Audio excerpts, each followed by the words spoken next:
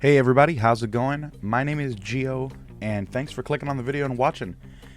Today we have a soul versus soul, aggro versus for the devotion type decks at today's locals.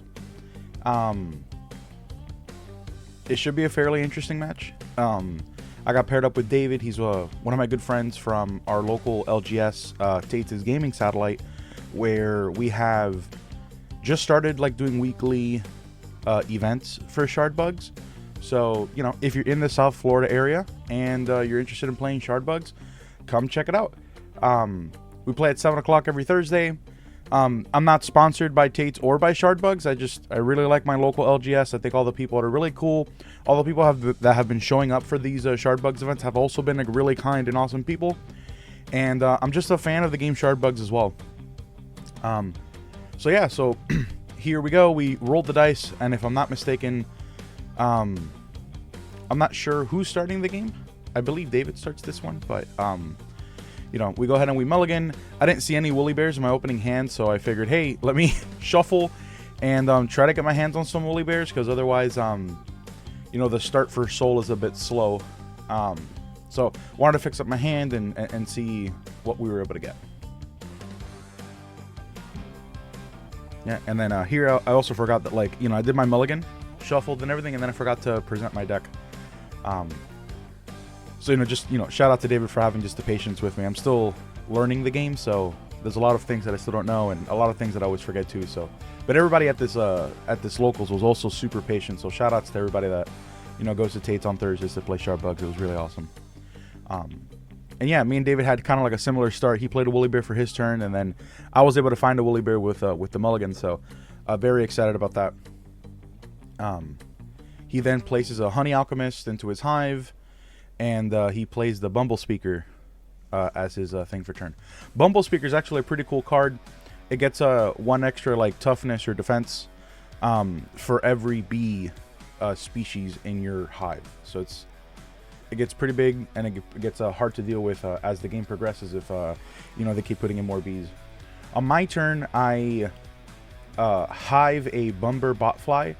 I don't really have like the Morning Dew to be able to like combo with it, so I just decide, hey, I'm just gonna put it in my ink. And then the card that I play for turn is Toki the Brave. Really little cool Cicada here. Every single time he attacks, he makes a 2/2 Beetle Warrior. You know, and as the game goes on, more and more of these guys, they make a little army, and it makes it easier for me to close out the game as well. So very happy to see it. And then on David's turn, he went ahead and he inked another alchemist and played another bumble speaker, and then he quested for 2, or, you know, gained 2 devotion. I say quest, I'm coming over from Lorcana, so apologies if I use a couple of like the Lorcana terminologies. I'm still again learning the terminologies for this game, and for this one it's devote. On my turn, I go ahead and I ink a little ant army, and I play Commander Orchid. The Commander Orchid does something similar to Toki, but instead of like on attack, it does it when it gets splat. But it makes 2 1/1 Ant Warrior tokens, which is kind of going with like the theming of my deck. I'm trying to get a bunch of ants into play, so then I can play a card called Bug Collector and draw a bunch of cards. And then hopefully be able to use another card called Further Devotion to gain a lot of devotion in a single turn.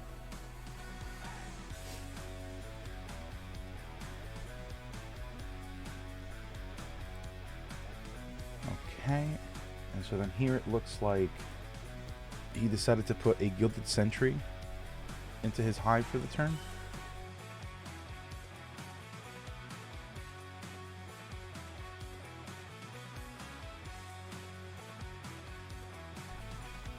And if I'm not mistaken, I think he uses up 3 of them to play a Sunflower Field. Yeah. Sunflower Field's a cool card, because it essentially makes his Bumble Flowers, or his Bumble Speakers, I should say, a bit harder to kill since they add an extra defense. And I think now he's just trying to get as much devotion as he can. I got really lucky with that Toki. And also with that top deck, another woolly bear into the hive. That's crazy. But with the Toki and with the Beetle Warrior, I'm able to apply a lot of pressure here. So even though he's like devoting for 4, I'm able to take, you know, 5-6 in a turn. So I'm able to at least keep up with the pace that he's trying to apply. On my turn, I play this Caterpillar Cleric that lets me give 2 devotion to one of my other bugs in play. So I decided to give it to my Beetle Warrior because the Beetle Warrior, since it's unaligned, it has 0. And I also know that if I attack with Toki, right, Toki's gonna make another Beetle Warrior, so I can take a little bit of a, I could take advantage of the fact that I can quest with the Beetle Warrior because I know I'm gonna get another one that's gonna enter play attacking. And so here I devote for 2, devote for 4, and then I attack directly with Toki, knowing that Toki's a 3/3, and it's also going to make a 2/2 come into play, and then, you know, that's just going to take care of all of his devotion. I do feel like the Toki into the Commander Orchid early on was a very strong play, and I don't think that David's Soul deck is playing a lot of removal. I think the only removal that it really has is the shovel. So I think I just got really lucky here. I'm also seeing that he goes ahead and he inks a Jolfiel the Monarch for turn, which is really great. At the time of this recording, I didn't own a copy of this card, and I kind of wish I did, because since my deck makes so many unaligned cards, this would have been such a nice little closer for me. This is my first time seeing that card, so I was like, oh man, I really need a couple of copies of this card in the deck. It looks like David on his turn, he plays a Blessing of Soul, which essentially lets him pay 1 so that something can quest for a little bit more. And then it looks like the actual card that he's playing for turn is his Battle Strategist, which on play gives him a devotion. Which was kind of cool, because that means that he could pay 1, use the Blessing of Luna, give something +2, gets 1 immediately for his little beetle, and then goes up to 7.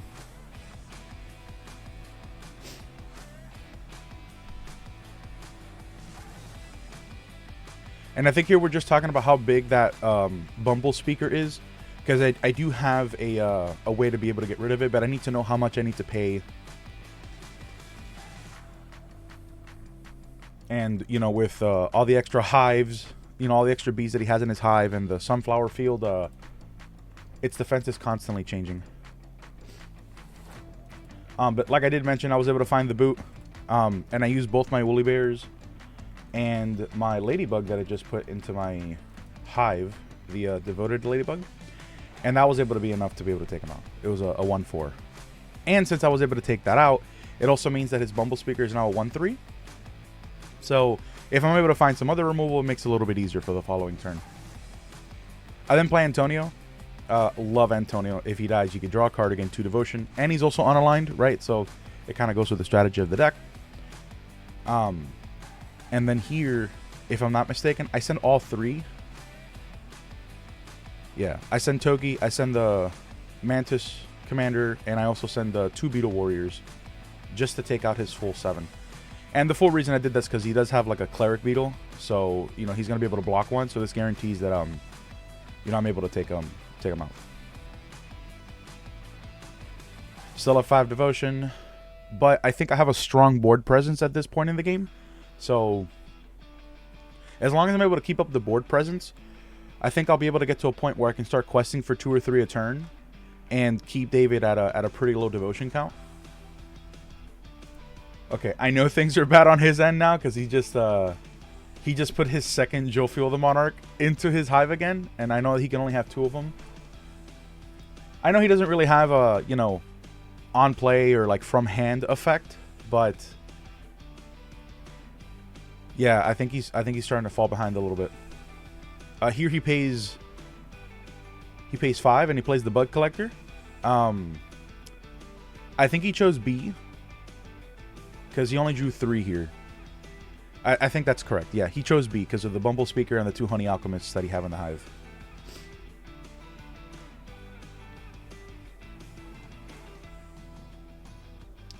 And then from here he plays a Sugar Water, so he gets to scry 1 and then draw a card. And then I think he does it again. Yeah, there it is. Another Sugar Water, gets to look at the top card of his deck and then decide if he's going to keep it or draw it. He did have the option of, if he didn't like it, put it at the bottom of the deck and draw a new one, but maybe he thought that the cards that he drew was going to help him in this situation.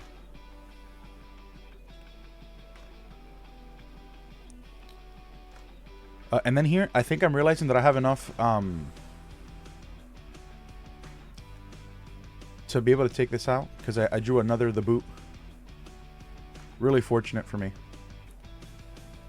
And then here, I only had to use 3. The Woolly, Woolly Bear being 2, and then 2 extra Hive to be able to take it out. And then I still have 3 remaining for the rest of the turn. And I think with the remaining, I play the Morning Dew, which lets me draw 2 and then splat a card in my hand.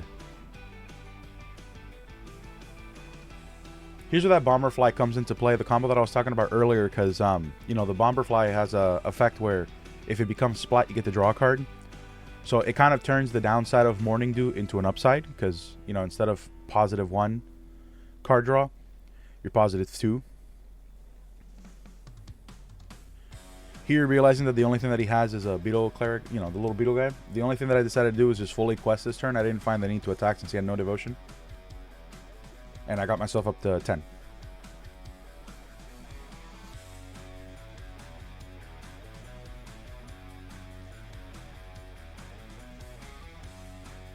Okay, so he hives another Bumble Speaker. And I think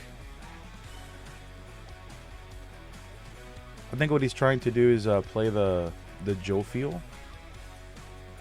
But what's tough is that since the only other thing that he has in play is that Beetle Strategist. Even if he does play Jofiel, like, he won't have an effect outside of being a 4/4. So, I mean, it's great for attacking, but I feel like I'm making so many tokens with Toki that I could just keep up, 1 or 2 still quest and be able to block Jofiel's attacks. Though he is huge. He's a 4/4. And he's a little scary once your board is set up.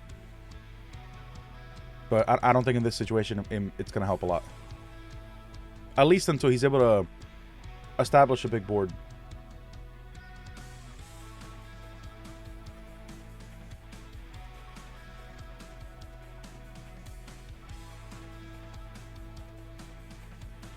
Yeah, I think here he decides to go in for an attack with the Beetle Strategist.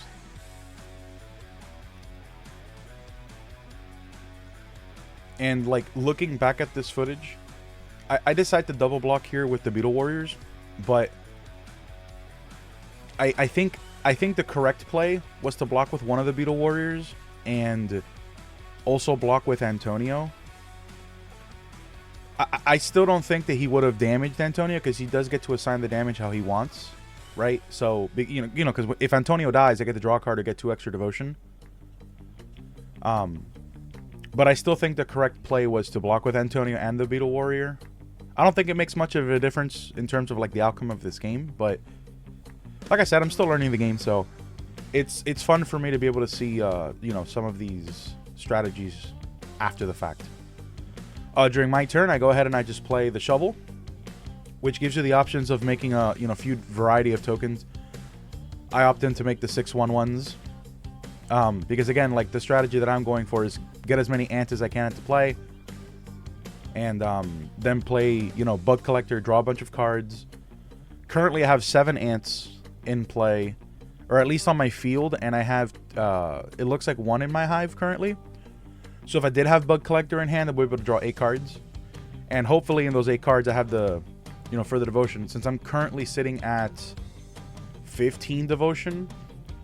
I mean, that would have taken me way over, but when I was, last turn when I was still at 10, I would have drawn the card for turn, gone to 9, used for the devotion, gain 9 devotion, and then fully tap my guys out to gain more devotion to end the game. I still think, though, we have an overwhelming, like, board presence at this point. And with all those, like, untapped, unaligned 1/1 ants, I'm able to just block, so I can guarantee that, I don't lose devotion.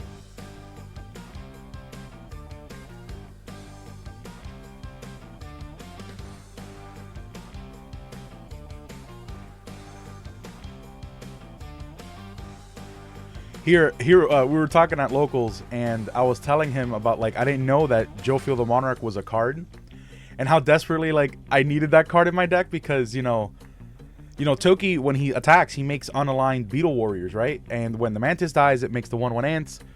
So I was telling him, like, man, I would have gone like 9, potentially 10 Devotion if I had this card in my deck.